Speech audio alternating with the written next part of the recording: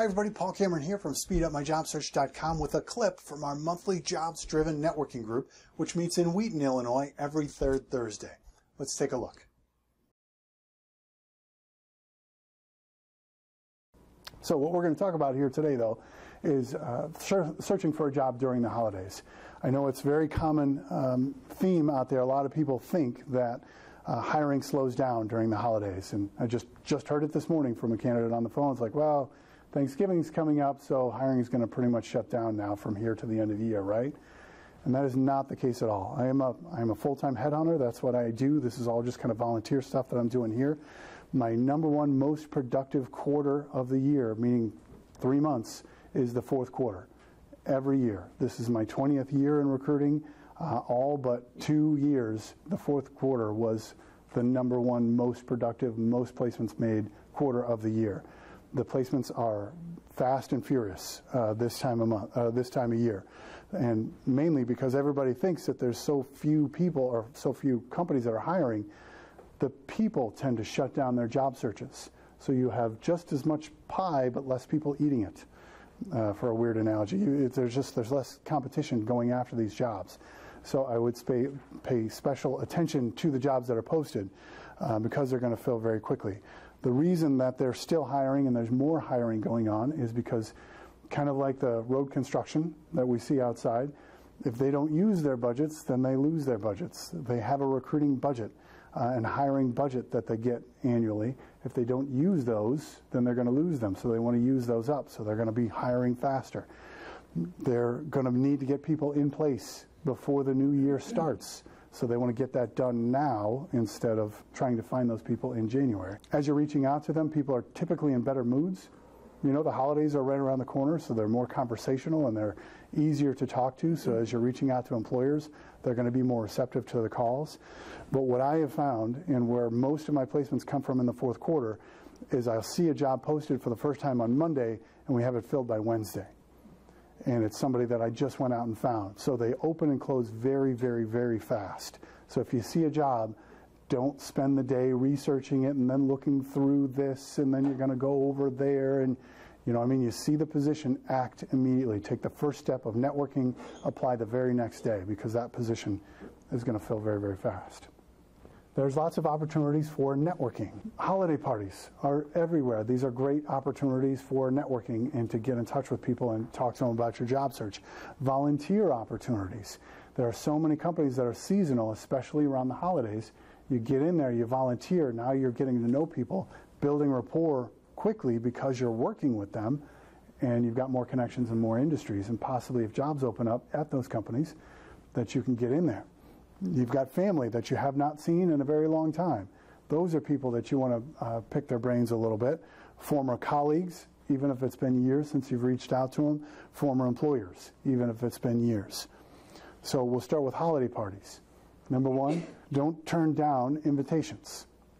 You know, if somebody gives you a holiday party, invitation, go to that holiday party. Even if you don't feel like going, you've had enough cookies for the season because you ate so many before you left here today. Nudge, nudge. Make sure you go, and you want to practice your introduction. You want your what do you do conversation to create questions. Okay, so when somebody says, what do you do? Somebody says, what do you do, Paul? Well, I'm an IT recruiter, headhunter for the IT industry, and we really recruit some pretty niche IT candidates for upper level positions. Now, if you're an IT person, you're going to say, what kind of positions? And I set that up so that you would ask me, and now we're in a conversation about what I do, right? So your little 1 sentence, 2 sentence, this is what I do conversation needs to create a question, if possible, if that's a person who could potentially help you. Does that make sense? So you want to make sure you're very politically neutral. All right, so if somebody says to you, boy, that Donald Trump, I love that guy, don't you? Or, boy, I sure wish Hillary made it in the office. Either one of those scenarios, your response is not, no way, or yes, I totally agree. Your response is, oh yeah, why do you say that? Get them talking, let them go ahead and go on those rants, and they're going to enjoy the conversation more with you if they feel that you're liking what they're saying. All right, regardless of what your political affiliations are, even if you are just, it makes your skin crawl to not say something in response to that person, let your skin crawl. Seriously, you've got to stay neutral because this is somebody who could potentially help you. What you're going to say on behalf of one or the other political party will not help you find a job, but making them feel good will. Are you with me? So you got to think, what's in my best interest here? So stay politically neutral in those conversations. You want to show interest in them first. What makes you say that? Oh yeah, did you grow up in a household that was, whatever, get them talking about them, and then ask for advice. One of the best networking tactics you can have out there, second best I would say, is to make sure you're asking for advice. People love to give advice, right? So ask me, I was hoping I could just pick your brain a little bit about the job search, and I'm looking for this type of a position. I've run into a wall when it comes to this, whatever it is, and get them talking. And now they're going to get invested in your search, and they're going to be interested in how it's going, and that opens doors to follow up with them later, right? To say, hey, I just want to thank you for that advice. By the way, have you heard anything in this, of companies that are looking for people like me? And then the number one piece of advice I can give you with networking is making sure you're taking notes and automate your follow-up. Number one, following up is important, but automate that follow-up. So when you get home, write an email to them, thank them for whatever it is that they did for you, but then write another email to them in the perspective of 3 weeks from now. Now, hey, I hope you remember meeting me at that JDNG meeting down in Wheaton.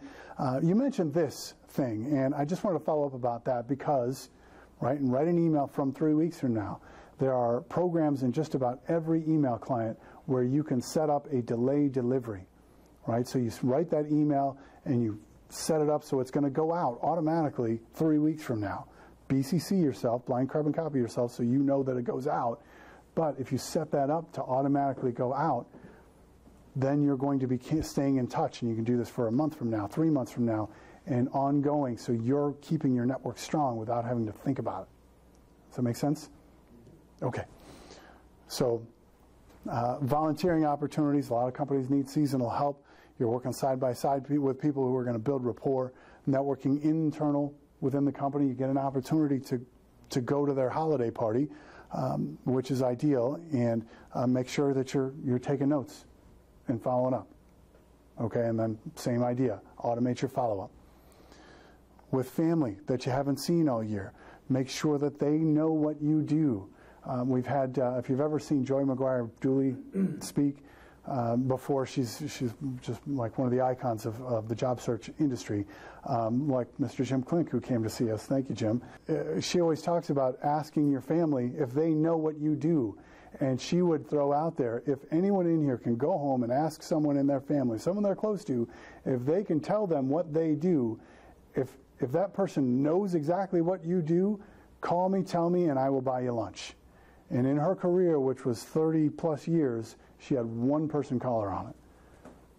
So make sure your family knows what you do, because they can help you, and ask advice of them as well, because they're going to want to help you.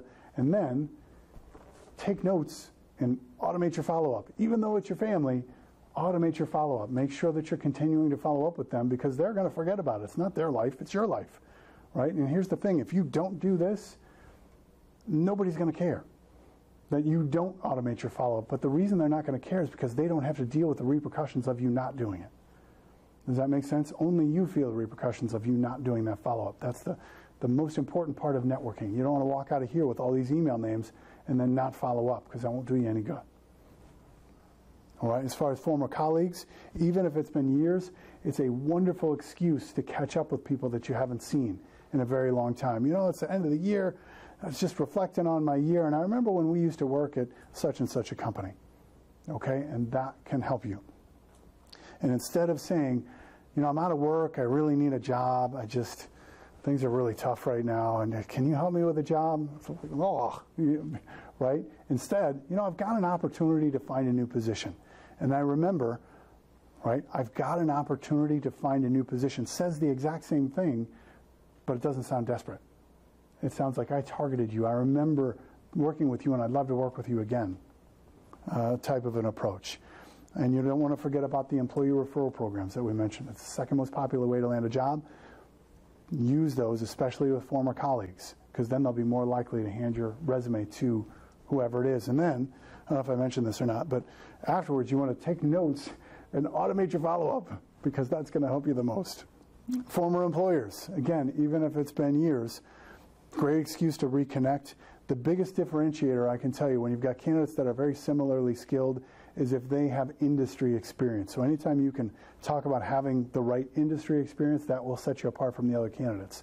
Well, you have exact industry experience with your former employers.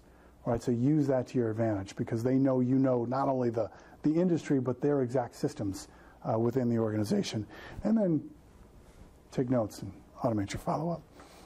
So last but not least, show your recruiters some love, right?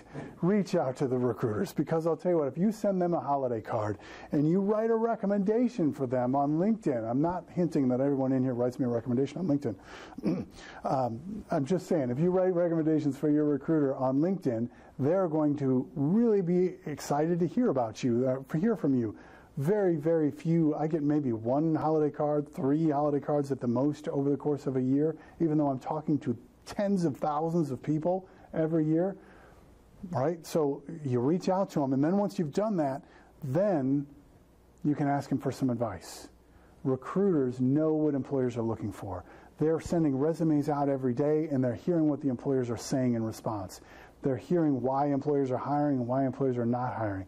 Recruiters are a wealth of information. Whether you like to work with them or not, they know a lot of stuff.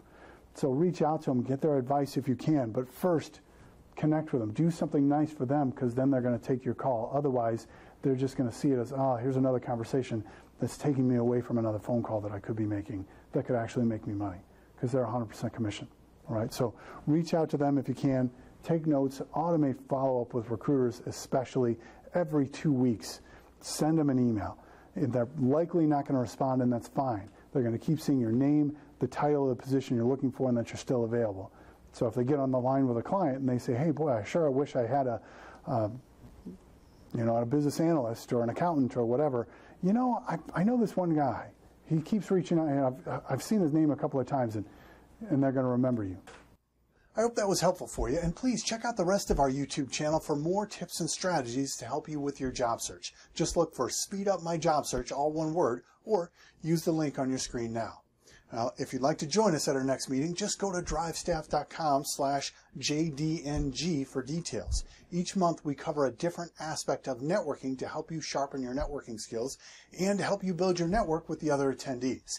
Now, if the location or the time doesn't work for you, we do have an online version available as well, and you can still network with us in our online private member forum. I'd love to meet you at the next one, so I hope you can make it. Thanks for watching.